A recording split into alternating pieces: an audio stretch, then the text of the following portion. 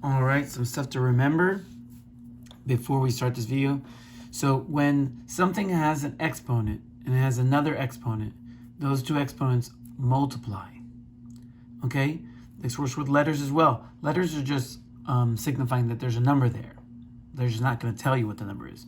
So if it has two exponents, it's going to multiply.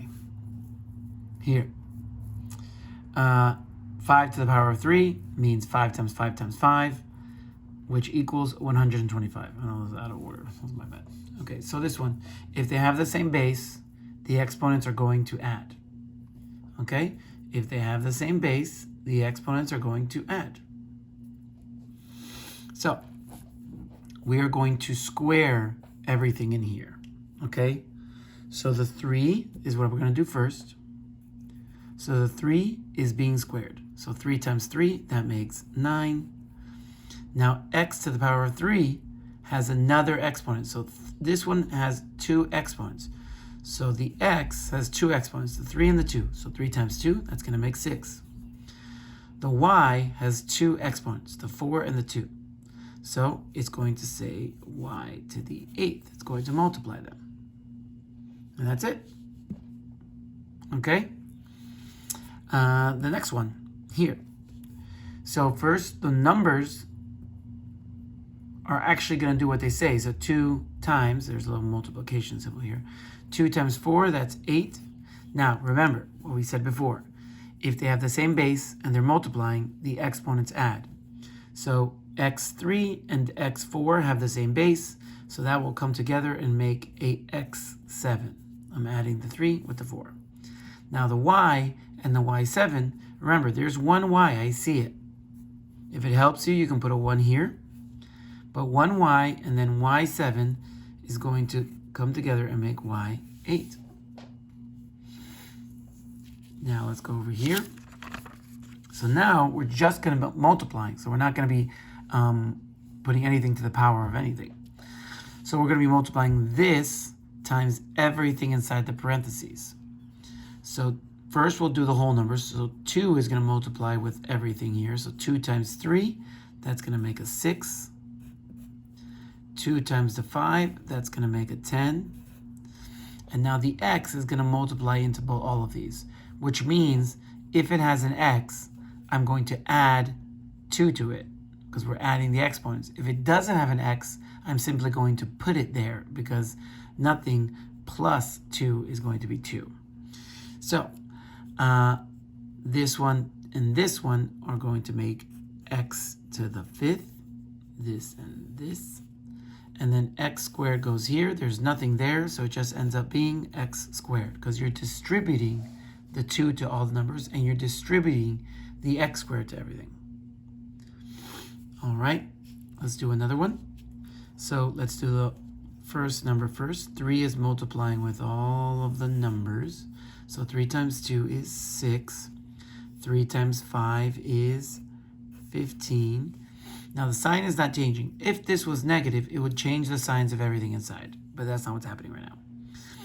So x to the third power is being added to this. So this is x to the 1, right? So x to the 3, x to the 1 is going to make x to the 4. They're not adding anything to the y's, so they're going to stay there. So y4. Now this one is adding x3 to this. There is no x3, so now I have to add it. And then y squared is already there, so it's going to stay y squared. Now we're going to do one last one. So 4 times, well, there's nothing here, but there's an imaginary 1 in front of this x. So 4 times 1 is 4. 4 times 2 is 8. X doesn't have a 2, the y has the 2. Badly written by me, but x is just 1x. So you're adding 1x to everything. So this was x3, but you're adding 1 to it. So it's going to be x4. Remember, when you multiply, exponents add. And then x, well, there's no x here, so I'm going to add it to it, just an x.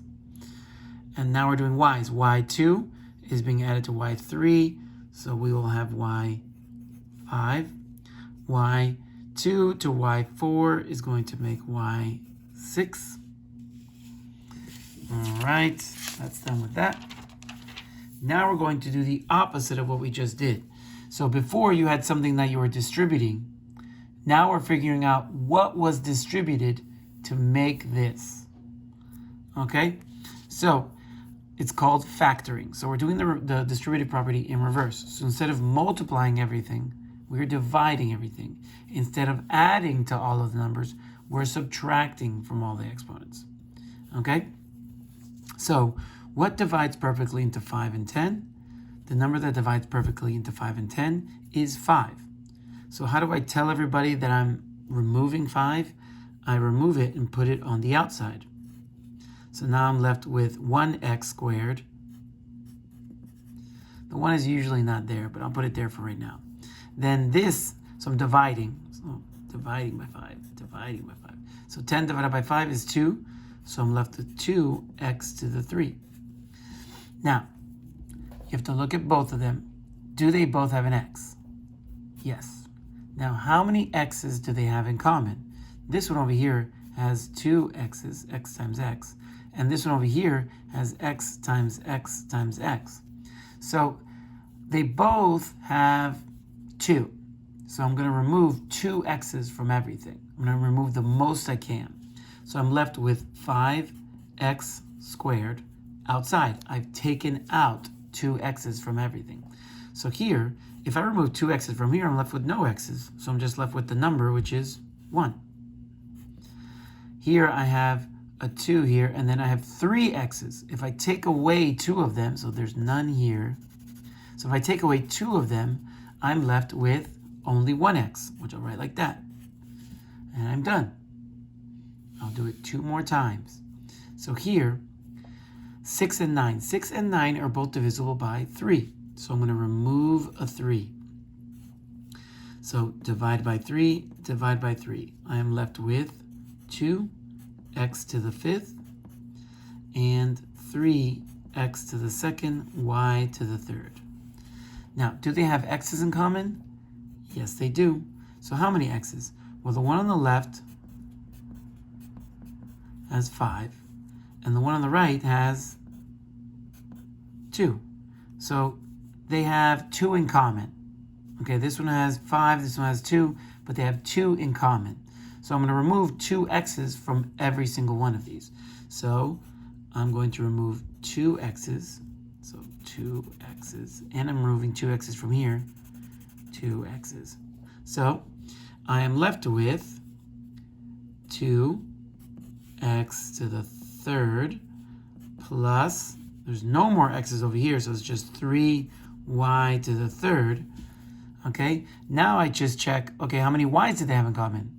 They have no y's in common, which means I cannot remove any y's, so my answer is done. That's done. Okay, last example. What divides perfectly into 2 and also divides perfectly into 6? So the number in this scenario is 2. Okay, so now I've divided everything by 2. So here I'm left with 1x to the 3rd, y plus 3x y to the 5th. So do they have x's in common? Yeah, this has x's and that one has x's. So yes. So let's check. The first one has 3 and the second one has 1. So they only have 1 in common. So I'm going to take one out. So 2x, I'm taking out an x. So I'm removing an x from here and I'm removing an x from here. We're reversing the distributive property. So my final answer here is going to be 1x squared y plus 3, no more x's, y to the 5th. Now we got to check. Do they share y's? They do share y's this time. They do. The first one has 1y and the other one has 5 y's. Okay, so they only have 1 y in common. So we're going to remove a y, remove a y. How do we remove a y? We write it on the outside. We write it on the outside. Okay, so now we've removed 1 y. So this is left with just 1x squared. I'll put the 1 there for now, but just know that the 1's not supposed to be there. And then the y, you removed it, so there's no more y's there. This is still 3, and y to the 4th, because there's only 4 left. And we are done. Good luck.